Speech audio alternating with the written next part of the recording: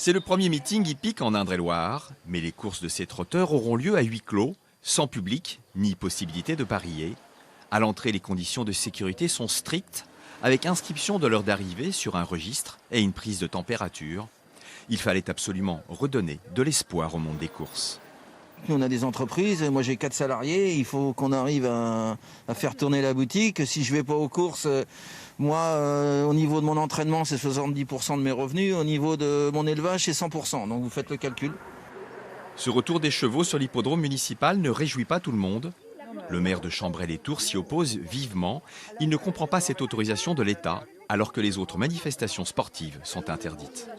On explique aux gens que la loi est la même pour tout le monde. Et à quelques centaines de mètres d'ici, il y a une zone de passe-droit à Chambray, puisqu'il a été autorisé des courses hippiques. 5 jours seulement, après le déconfinement, une autorisation a été donnée au sommet de l'État. Alors aujourd'hui, il y a plus de 200 personnes qui sont rassemblées, alors que c'est interdit. Il ne devrait pas y en avoir plus que 10. Des propos déplacés pour les organisateurs du meeting, qui eux se disent juste soucieux de sauver la filière.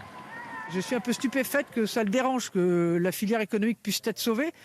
J'espère qu'il n'a pas fait la confusion, que ce n'était pas un loisir, mais c'est une véritable activité économique, donc on ne peut pas passer outre.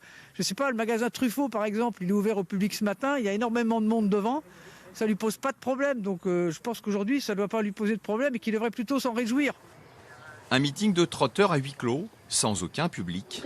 Seuls quelques chanceux ont pu observer le spectacle depuis leur balcon.